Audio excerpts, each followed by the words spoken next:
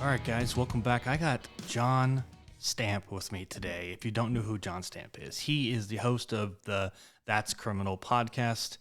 He's also an author. He's done some time in the government and the government agencies like myself, and it's awesome to have him on today. John, how are you? I'm outstanding. Thanks for having me. Yeah, man, of course. So let's kind of jump right into it. We'll talk about some of the career stuff later, but let's talk about um, you and writing. How did you really get started in writing, and what was kind of the motivation behind it? Yeah, it's funny. Everybody kind of gets to the same place, but they all got a different way of doing it, right? So, for me, I remember reading when I got to the point. I think I read, the kids' books. I think I read like a Smith Family Robinson and jumped right into Jaws, right? So once I read that first like adult level novel, which was Jaws, that followed quickly by whatever thriller I could find at the grocery store or whatever's there. And I eventually was like, this is kind of what I want to do. I mean, these guys just sit around writing stories. How much fun would that be, right? Yeah. Especially when you see somebody like you see Tom Clancy on like the forest stall wearing a pilot's jumpsuit. You're like, wait a second, authors get to do that? I'm like, Oh I'm yeah. in, you know. So Oh yeah. ever since I think probably sixth grade, I've had a notebook in my hand, just trying to be a writer. And then you know, life happens, and I couldn't actually figure out how to put together a real novel until I was like 36 years old. Like that's when I got done with grad school and just was like, what do I do now? Because I'm still waking up 2 hours before work starts every day to get the research and the writing and all that stuff done. And I'm like, I'm just going to put a novel there. So I outlined my first novel, and I just kept that day of my that square of my day is writing, and set a goal of 500 words. And then 8 months later, I've got a draft. I'm like, holy crap! I just wrote a novel. Let's do it again. So it took So about 8 months to get a draft done. I would say between 6 and 8, probably, before I, put the end on it, and then could actually go into the editing process and stuff like that. But yeah, I mean, you're doing it before work in the world starts. So any given day, you're, got something interrupting it. So Yeah, I yeah. found that when I published my first book, my nonfiction, I found that I had to have dedicated time and I needed to have like subjects that I wrote on. So kind of had the book. Once I finally figured out what I was going to do, I had the book broken down in a really detailed outline. So that when I sat down, I said, okay, I'm gonna try to take a stab at this chapter today, or maybe I was feeling motivated on a different topic, so I jump over to another chapter.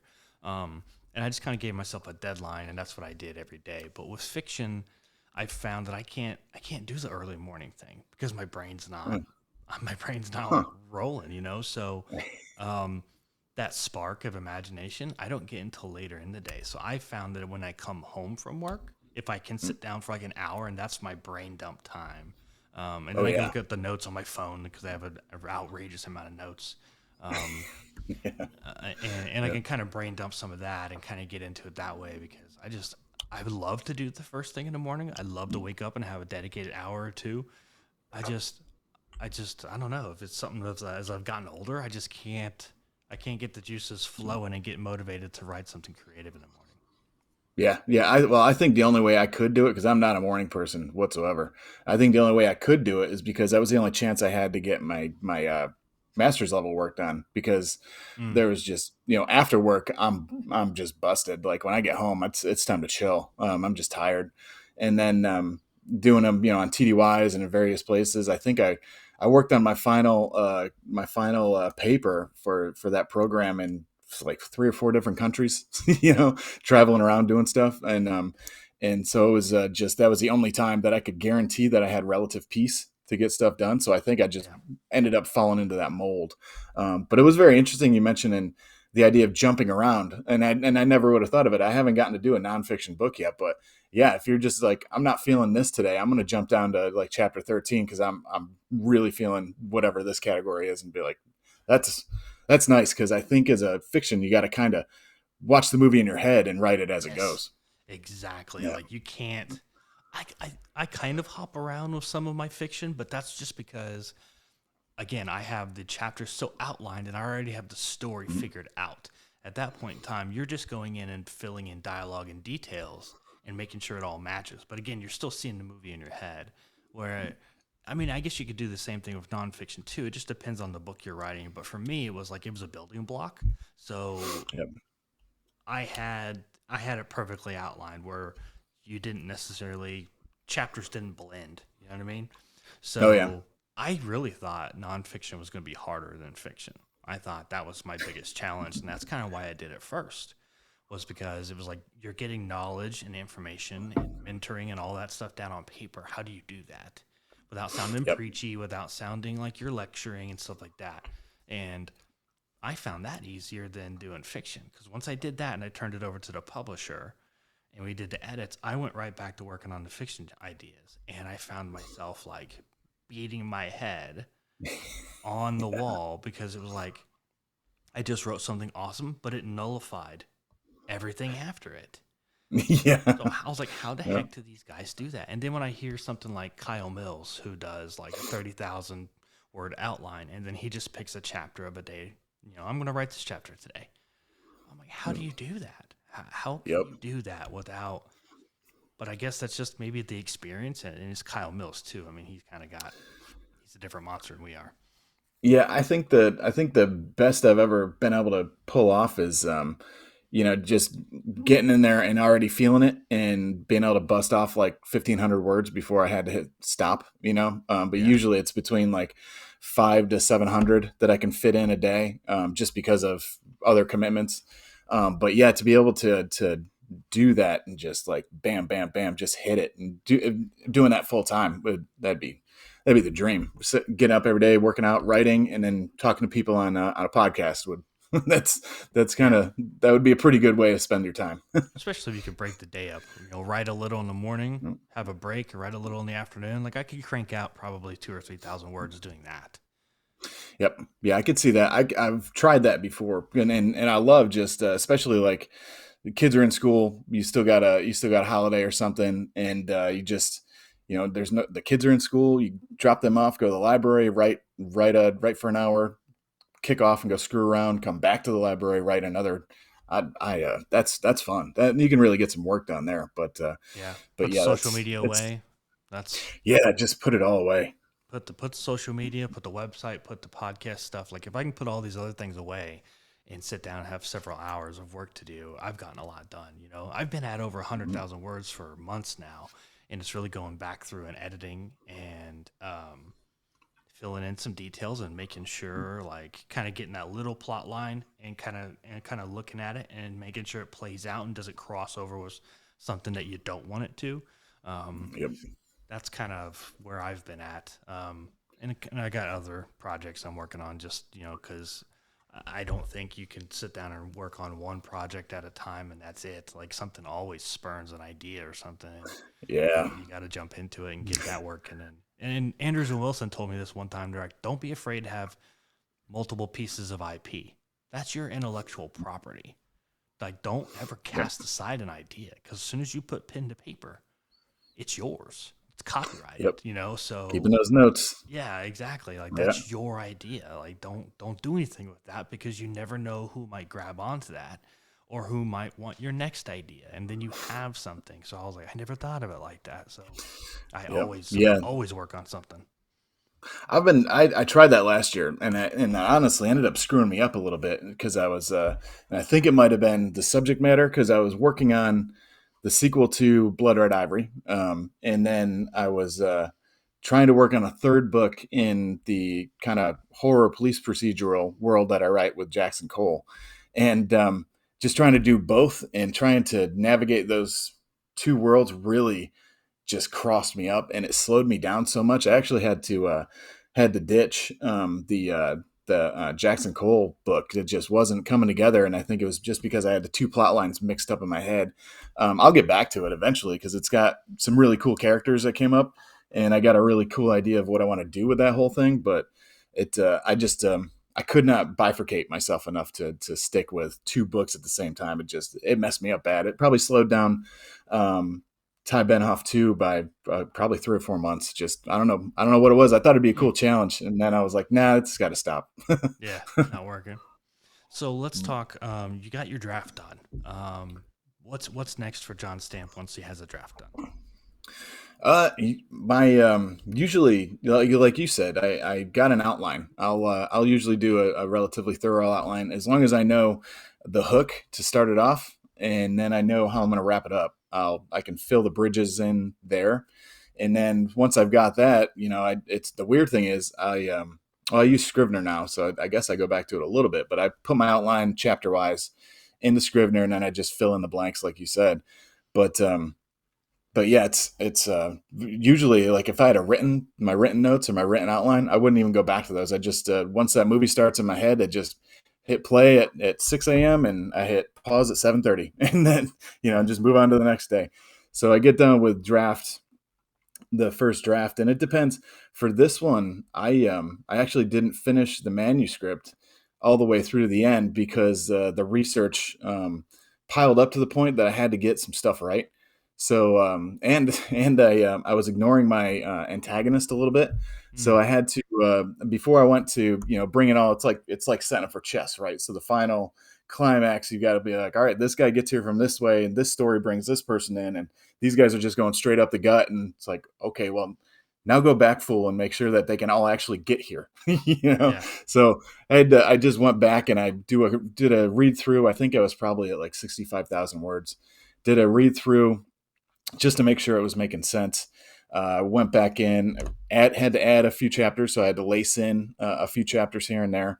Found some other spots where I did not like. I did not like kind of weaving different plot lines together, so I fixed those. And then when I looked like I had everybody kind of converging coming over the hill, I was like, all right, let's write the end.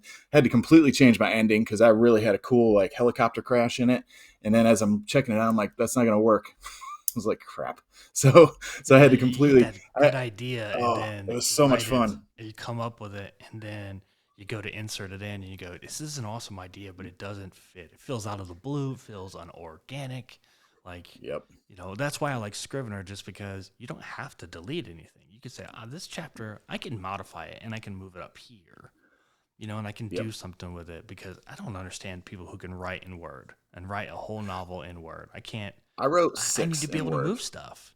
Yeah. Yep. It was a killer. Yeah. I wrote the first 6 in Word, but it's only because I didn't know what Scrivener was. Mm, But yeah, like you're saying, I have the cool idea file. Like it's like so this whole helicopter escape crash thing. Basically, my Ty Benhoff is he's kind of ready fire aim sometimes. So obviously, the end getting himself into trouble and having to have the other up and comer kind of get him out of it. I love the way it played out because it was like, oh yeah, you're doing great, charge kiddo, and then you just charge right into a trap, you know. But I couldn't do it. I had to change it up a little bit. So, but again, but like I was saying, it goes into the cool idea file. So maybe in like 4 or 5, it ends up coming back out, right? yeah. So, Yeah, that's how but yeah. a lot of my ideas started. Actually, this Mm-hmm. book that I'm working now, which I plan on it being my first fiction, was actually is actually the plot line is like a more maturated plot line from like the fourth book I'm going to do. I have them outlined, Yeah. and it's just after studying and doing research, I was like, you know what, it would be better if I did this kind of plot line, and then it builds. Every book's going to be a standalone, but there's going to be that recurring, theme going on in there. Um, I thought it would be better to do this, and that's where I really got the first book from, and then it molded into the ideas for second, 2, 3, and 4, and it's just constant, constant progress on those things because you come up with characters that I got a really good character, but I just don't want him to be unleashed yet. Yeah. Right. You want to hold them in the box. I want to hold him in the box, but I want to talk Yeah. about him. I want him to be there. I want people to be hooked and say, I can't wait for this guy to explode, but I want him to explode at a time where it's like, okay, it's his time. Yeah. It's this villain's time to take over and let it be kind of a maturation of the story. But it's sometimes it's hard because you just want to introduce them, but you don't want to do it in overkill. I look at some of these other guys. Kyle Mills does it really well. He does a very mature timeline of a certain character like a president over the course of several books, and then he'll kind of hit the Mhm. reset button and do something new for a book or two, and that's very artful in the way he can do that because um, a lot of people look at like the Tom Clancy series where some of the same characters have been in there for the whole duration, and that's Yeah. great, you know. But how do you do that without it getting old? What does Jack Ryan Sr. do now that he's the president? Like, is he going to be the president forever? Yeah, and he's been the president since like '89, right? Yeah, like is he gonna go back to the campus? Like you kind of ask yourself like, what is he gonna retire? That's not fun. So you kind of got to look at that bigger picture, and I think that I've talked to a lot of younger writers who I don't think understood that as well. And it was like, listen, I know I get it. Like you might only ever get to publish one book, and if you get to do that, you're a very lucky person. But you have to Yep. assume there's going to be a second and a third because you don't want to be underprepared. Yep, and that's always freaked me out a little bit. It's cool to hear you say that you've got up to 4 or 5 an idea for the plot line all through 4 and 5.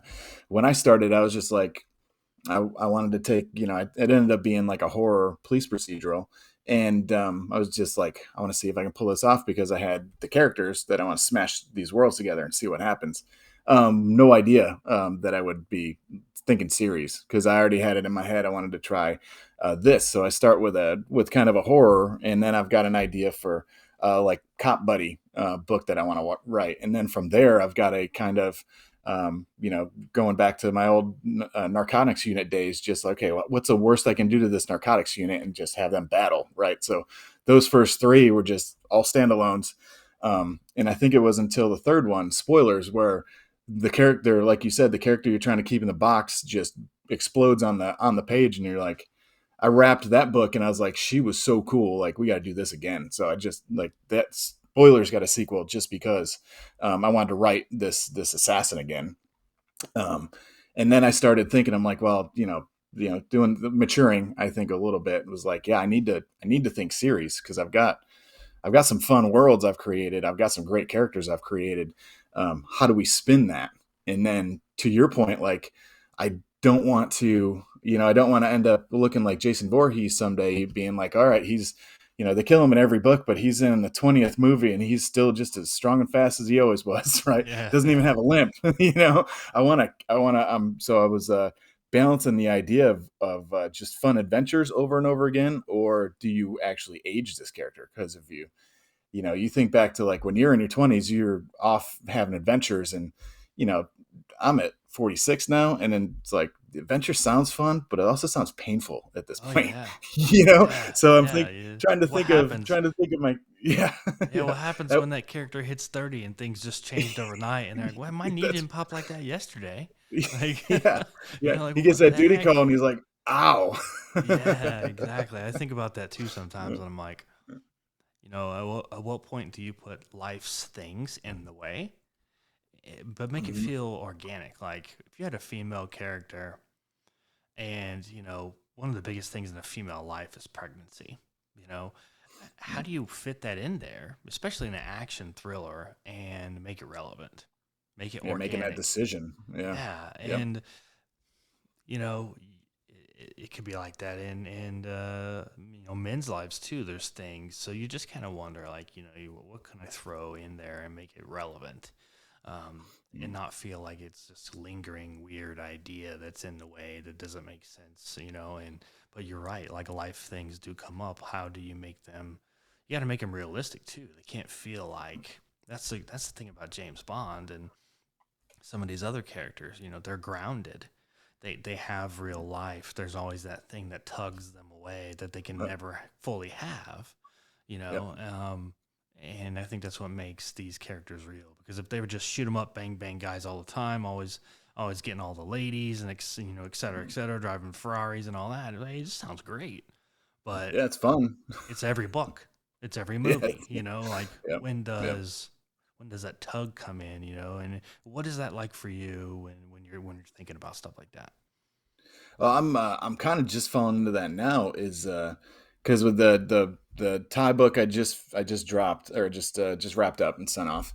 Um, there is a just a badass female that I had the idea for right from the start in this head, in my book to kick off the entire thing. So she's in the fight before anybody else is, and she's awesome right from the start. So I immediately, as I was sketching her out, I'm like, yeah, she's going to be a lot of fun. But as the book progresses, I'm just thinking about it. I'm like, all right, so what if I choose, door A and B for tying this woman, or do I choose door B or C? And door A, and you know it from that DoD life. All right, you got a DoD civilian and a DoD active duty, and very hard to keep those two mixing with assignments and duty stations and transfers and PCSs. So do I go down that road and try to add that bit of realism that we're all kind of, if you come from that DoD life, that you've still got a little bit of that syndrome of, okay, what am I going to do in 3 years? I need to find a grenade to jump on so I can move. But what if I'm dating this person and they are not in the same career path and they can't move? Or where's the balance? Who makes a sacrifice? Well, lacing that into a thriller, like, can we have that discussion, but also not take away from the tempo of a fast-paced thriller? I have no idea. So, yeah, That's kind of tough, and I've really studied Brad Thor lately, and he does it really well, I think, with Scott Harvath, in the way Scott Harvath has a personal life. He's made some sacrifices. He's lost his wife, and then he started kind of seeing someone again, and that's when in Near Dark, that's what he really found this new love.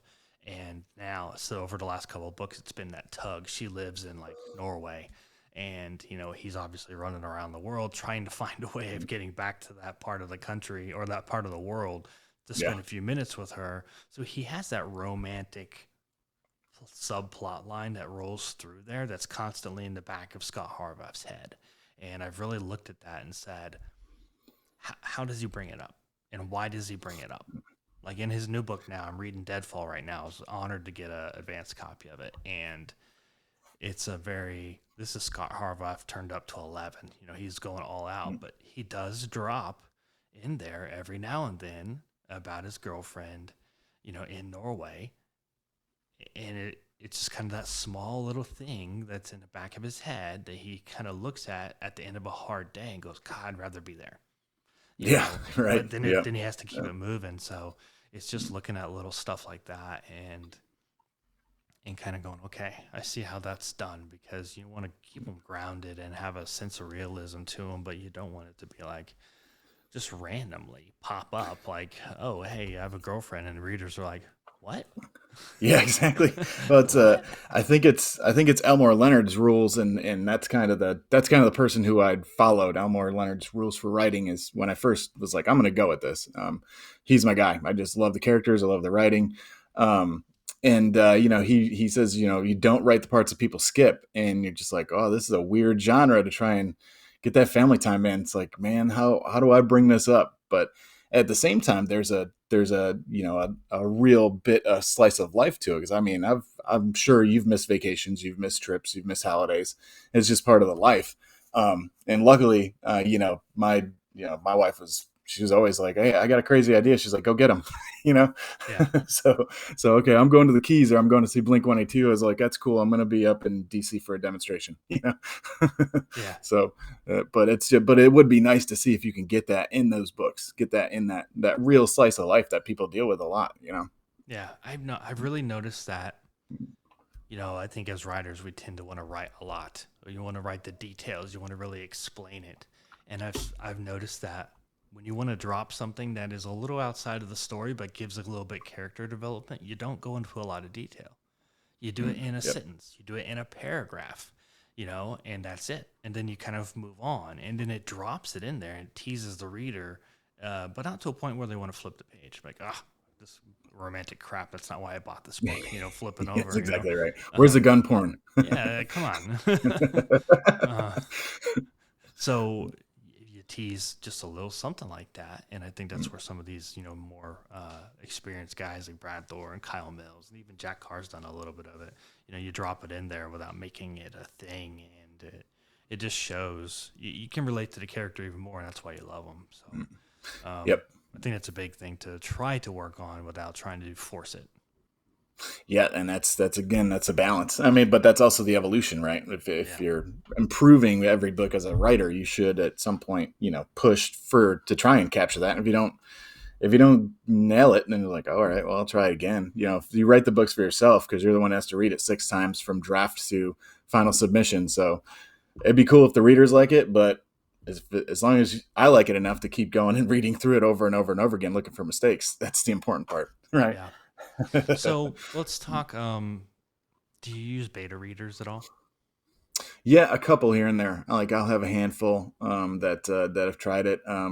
Really, and it's good because being with friends in the law enforcement world and stuff like that. It's like you get it wrong. Like I'll write a scene, send it off to a buddy of mine, and they'll be really good at just slaughtering me. They'll just be like, "Hey, you just walked into an ambush." We're like, "Yep, okay," and then they're like, "Hey, why did you, I've never done the pulled the trigger back or pulled the hammer back on a Glock mistake, but he'll be like, if you make that move on somebody, you might knock it out of battery. I'm like, maybe, but this is also fiction, dude, and it sounds cool when I write it, so there's a Yes. balance, but they are really good at slaughtering me. Like that's why I like in my beta readers and in Yeah. my editors. Like the more an editor is just gonna slash my manuscript like Freddy Krueger, I'm loving it. Like Yeah. a Ask the hard coach. questions.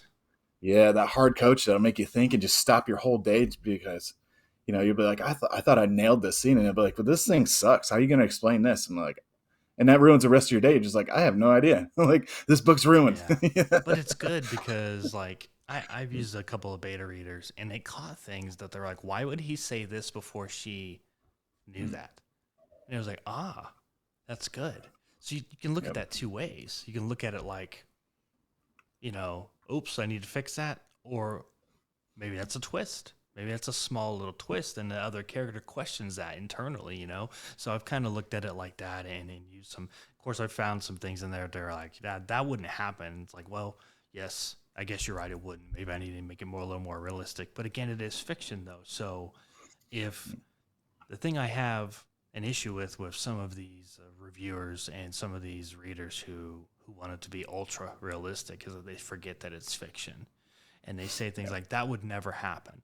Well, it's fiction. It's all a lie. Yeah, it's It's all made up.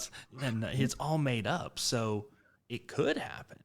And I interviewed a guy a while back, and he does speculative fiction, whereas he says, "What if Reagan didn't win?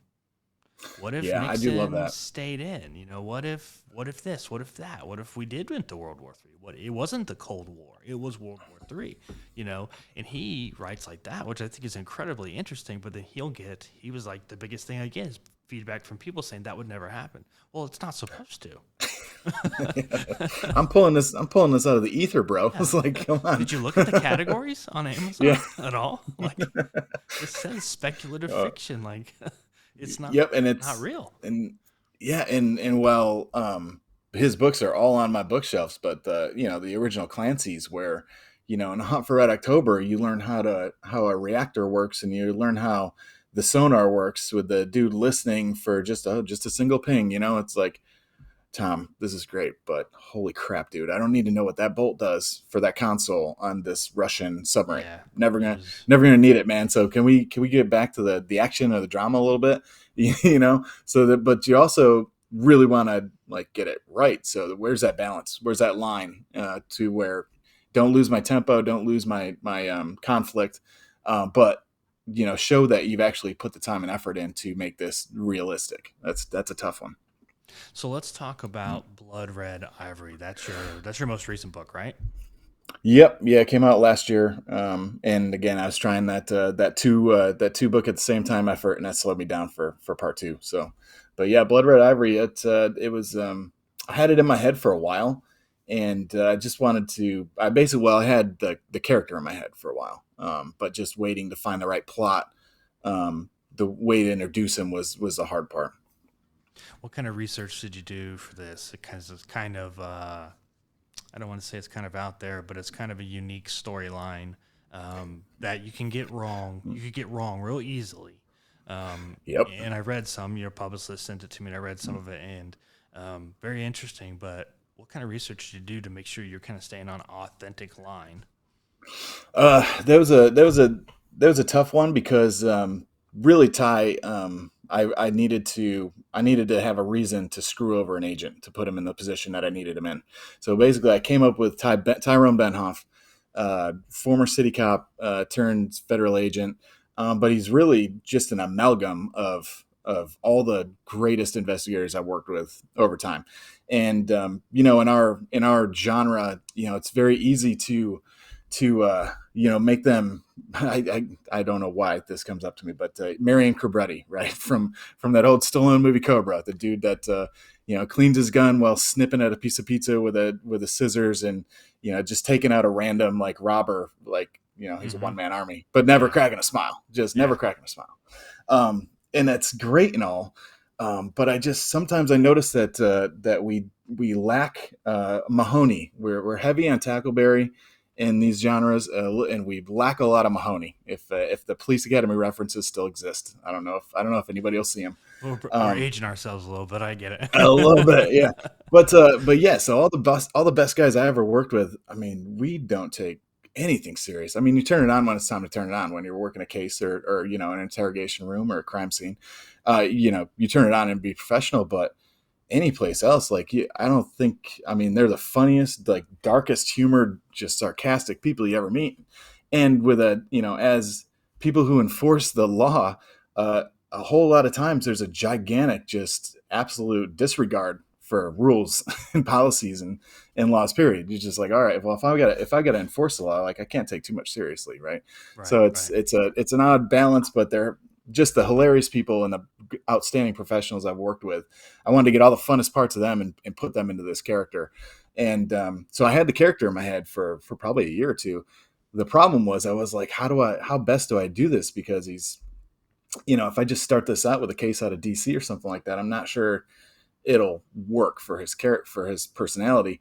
So I was reading through an article one day and I come across the Akashinga, the International Anti-Poaching Foundation people, and it's a real life group out of Zimbabwe, all women anti-poaching rangers, and just built by a former SAS guy out of Australia. And I'm reading the article, and then there's a documentary also. So I look at this documentary, I'm like, holy crap, these women are amazing, and I'm just like, that is, if I can throw I want to see those women in action. Yeah. If I got to pull this out of the ether. So I'm like, all right, I got Zimbabwe. I'm like, I did time in Djibouti, so I can explain Djibouti. I can explain Zimbabwe. What kind of evil we got going on there? And it's like, there's plenty in Africa, but I'm like, all right, I got an anti-poaching group. How about we throw in some Chinese triads funding ivory trafficking? Perfect. How do we get Ty there? Like, all right, well, Ty pissed off one of the most powerful people in his agency, and to get him out of the way, sweep him under the rug, he sends him to Djibouti, Africa. Perfect. All right.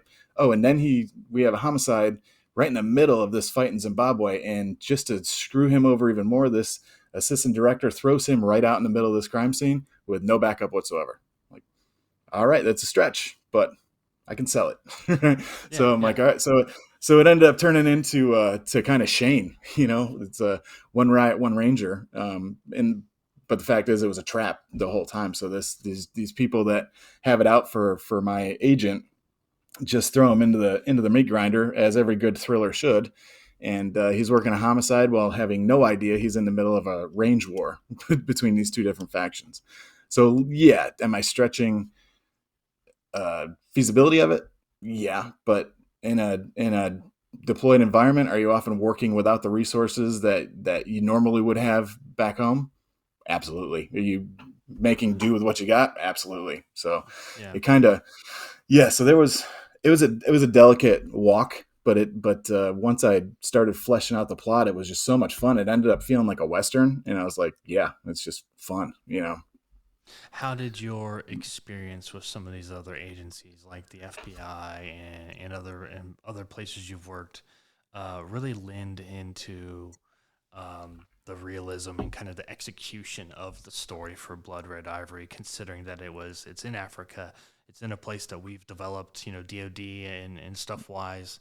How did your experience with those agencies and those situations kind of help mold that story? It was, it's always fun to take shots at other agencies. Like, Oh yeah. we all love each other. We all work together, but we're going to talk trash pretty much every chance we get. Right. So, Yeah. so like, I got ATF buddies. So in Blood Red Ivory, no, in spoilers, uh, ATF, that final fight scene, ATF's just taking some shots, and my buddies are reading it. They'll be like, dude, what did I do to you? I'm like, nothing. I just want to mess with you. Right. Yeah. So Joke's on Brothers you. Keeper, same thing. Yeah. Brothers Keeper. I take out some US Marshals, and the same thing. I got a buddy calling me, hey, why? I'm like, because I knew that would piss you off, and I always talk trash. Just only good fun. It's just making fun of them, and of course, there's always the stereotype of the government suits, the bureaucrats that are always screwing it up for the people on the ground, which it's a stereotype, but there's precedent at the same time. So Hmm. there's a little authenticity to writing that. So yeah, but and also just knowing like the fun of having a Ty get off the plane in the middle of I can't remember the town, but he gets off the plane that's dropping him off in Zimbabwe, and he's got one DSS guy waiting for him with a car, and he's just like, "Wait, just you?" And he's like, "Yeah, it's just me today, right?"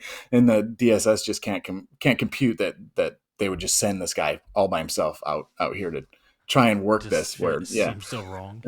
yeah, it just seems so wrong. But I opened the story with him going to do a port security assessment, and I looked up purposely like where's the worst Ebola outbreak in Africa, and it was like, oh, that's There where he the goes. director just sent you to go do a port security outbreak. Oh man.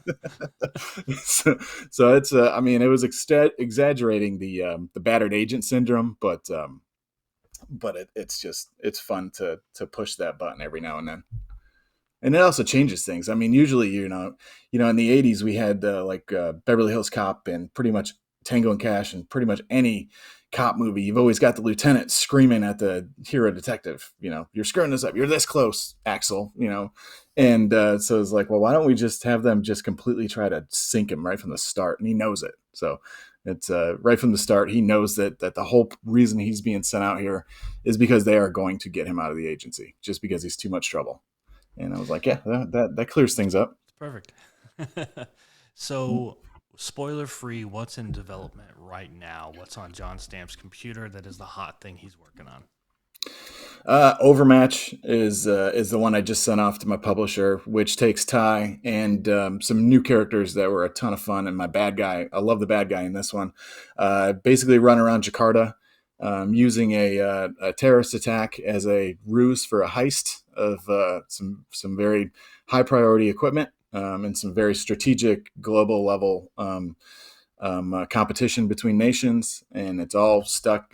Basically taking my characters and throwing them into a city they don't understand, and being the only resource we have available to recover something that has a global strategic importance to the United States. In a nutshell, right? Scrivener is now fully loaded with my next gig, where I'm taking a little bit of a departure. My oldest is 10 now, and he, just like I did when I was 10, he just got done reading Jaws, so he's becoming more of a reader and all this stuff. And he's kind of like me, as in like he could sit all day and just make up scenes with stuff, build Legos, build out scenes, and just work out of his head. So I just playing around one day, we're just like, hey, what if we do the next one? So I'm thinking in my head, I can write in a genre that talks to them, and they can be my reviewers and editors. So to get them reading more, I was like, we sat down and we came up with an idea. So I'm writing a probably middle grade to young adult novel next, in conjunction with my 10-year-old, my 5-year-old, to just get them, try to reinforce and get them into that reading life. It's cool. So it should be a fun project outside the thriller element for sure. But I'm hoping Overmatch gets going sooner than later. But because I just had fun writing that one. That was tough. That took a lot of research because there's a lot of stuff I just didn't know. So I was calling contacts in various places, and is this right? Is this right? So getting the technical advisors and trying to understand where and how and the culture we're working in was a challenge for this one. release date yet, or a release date in mind? Nope, not even close. It's I Yeah. sent it in, so just waiting to hear back. Yeah. Yeah. So That's that waiting period. You're like, I hope they like it. yeah, I hope they like this one. Ooh. There's no going back now. Yep, it's there. So before I let you go, let's talk about the podcast real quick. When did you start That's Criminal? So I started last April. Yeah, April 22, and I had done a couple of podcasts here and there, being a guest on them. And my publisher Wild Blue was really good about setting me up with a couple of podcasts here and there. And then I sought out a couple more, but I'm sitting there. I'm on Piccolo's podcast, The Protectors, Hmm. and we're talking. And I'm just like, hey man, this is kind of fun. Like, what goes into this? And he's kind of laying it out. And a buddy of mine also has a podcast, and same thing. I just asking these questions, and then I go up to Charleston to join Bang Productions for an episode. And as I'm sitting around, I'm looking around, I'm like, okay, this doesn't seem so hard. And I'm just like, hey, how hard is it to get into this? He's like, get a good microphone, get a good laptop, and get a decent camera, and you're kind of off to the races. So I'm like, so I come home, I drive that 3 hours back, and I walk in, and my wife's hanging out. I go, hey, I'm going to start a podcast. She's like, a what? I was like, yeah, I'll figure it out. so, so that's the kind of just what I did. I called up my publisher because they've got an outstanding true crime lineup, and I love that genre. I love the thriller side of the house. So I just started. I'm like, hey, I want to talk to these people. They're like, fine. So I was like, I just whipped off like 30 episodes. I was like, this is a good time, Yeah. So that it just kind of, I'm really good at just charging first without really thinking at stuff. So that's kind of what I did. I just I haven't hit anything hard enough to stop yet. So Well, the and I challenges have been surmountable. yeah, I really thought that was going to be one of the biggest things, was going to be getting guests and knowing my limits, if there was a limit. Um, who do you ask on? Who is too big of a deal?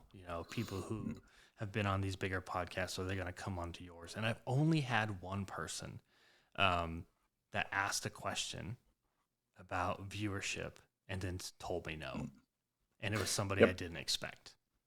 I have the same thing. Yeah. I've got a lot of big guests that are coming on soon, and there was no question. They wanted the press, regardless if it was 5,000 or 5 million viewers. They wanted the press, and they understood that. And as a fellow author, and as also as a fan and a reader, they are like, "Yep, let's do it." So I've been really shocked at the openness and the ability to do things and have people on and to have the discussions. It's really worked out. I've wanted to quit several times so I could just focus on writing, but then I get to meet new people. I get to talk to guys like you and build the network, and then we see each other at BoucherCon or something else. It's like we already know each other. We can continue talking writing and stuff like that, and it's been such kind of a blessing. But it is a labor of love, as you know. Like you've got Oh yeah. work to do. You got to release. You got to do social media. You got to do the uploads and all that stuff. It's like sometimes I Oh, just wish I could farm that out and say, I recorded it. Now yeah. you do the rest. But it's outrageously expensive to have somebody do that. Yeah, and it goes into the nobody tells us this when we get into this writing game. It's like, oh, you wrote a book, that's pretty sweet. How are you going to market it? I'm like, market what? I'm like, that's not me, Not my that's somebody job. else. They're like, oh no Yeah, no, yeah, like all I you. write this, I write it here, right? So I write it, I give it to you, you make me famous. They're like, yeah, no, that's not how any of this works. I'm like, son of a Yeah, yeah. bitch. Yeah. I learned that with my first publisher. I learned that I wrote the book and handed it over to them, and they said, we're going to do some marketing and things like that. And I started asking questions, and I said, oh, you guys aren't doing what I thought you were going to do. Yep. I got to do a lot of that. So it was a lot of the legwork on my part, which was a good lesson learned. But I've learned that from a lot of other authors too. Like that is the case. Like you have to be your biggest advocate. You have to scream it from every single mountaintop, especially with social media now. Like you can do a Oh post now, and man. an hour from now, nobody's going to see it.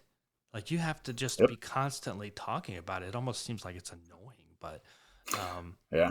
how else are you going to It's do it? it's just yeah, and the problem is, coming from you come from DoD background, I come from the law enforcement background. We have clearances, and we have, different policies, and OPSEC is beaten into our heads over and over and over again. So you're just like, I've never been one, unless I was contractually obligated as I am. Me and social media would not be a giant fit, you know. Yeah. But so it's hard to seek out attention when your whole career has been the less attention I have, the more work I can get done. Let's not do Right? that. Yeah, attention's not making the news. It can be good, but it can also be real bad. Yeah. In the Very, career very side of the bad. house. So Yeah. it's never been like I look at today, and I think it's really great for community relations and stuff. But the cops that are on TikTok and on Reels and all this stuff, and it's like that's cool. I think on one side that's very cool to just be out there and let the community see who we are. Because again, everybody thinks we're Tackleberry, and more often than not, we're Mahoney, right? Hmm. Um, but but at the same time, like when I grew up, there was like, nah, it's you don't want to be on camera. You don't want to be there when the press shows up, right? It's just more questions. So it's a tough transition to be such a self advocate. I'm not good at talking Yeah. myself up. I'm not either. And telling people you wrote a book, and telling people and telling people and telling people, and then saying, hey, did you know I wrote a book? Did you know I did? It's like, it just seems so annoying, but word of mouth Yeah. is such a big method of marketing that if you're not doing it, Hmm. you're missing out. Like, I joined this military thriller book group on Facebook, and it's got over 2,000 members in it now. And I've gotten to know a lot of the authors in there, but I'm not like, I'm a part of that group, and I see the posts almost daily, and I'm surprised when I see some things like, oh, I didn't know he had a book coming out. Like, Hmm. the world is so full of information and entertainment that trying to funnel it into something that is, consumable is very, very difficult, and a Oh new yeah. app came out yesterday. Mark Zuckerberg released that Threads app. It's like, well, now there's another one. Now there's another one I got to keep Yeah. track of. Like, I can't do this.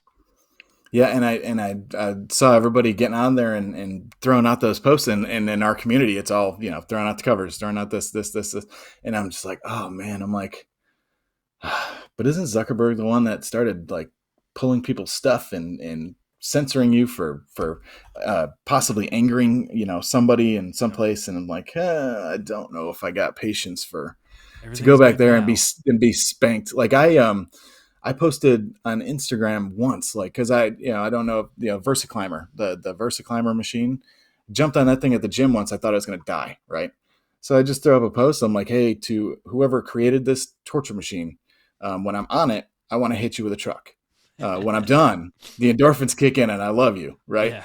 And that thing got flagged on, I think it was Instagram for possibly inciting violence. I'm like, what? I'm 44 years old. I don't need somebody telling me that I might be angering some chucklehead who might not be able to get through life Yeah. or out their front door every day without being angered by something. It's It's like, obviously a stop. joke. Yeah. Yeah, it's like God. I mean, it's a bad joke. I mean, I'm not, you're not going to land every one of them, but but at the same Yeah. time, it's like I'm like, oh, do I want to go back there to that and do that all over again? I don't know. I might be just sticking with Twitter, which I don't like either, but it's it is what it is. It's a known element. Yeah. Well, before I let you go, why don't you tell everybody where they can find out more about you, the podcast, and kind of keep up with what you're doing?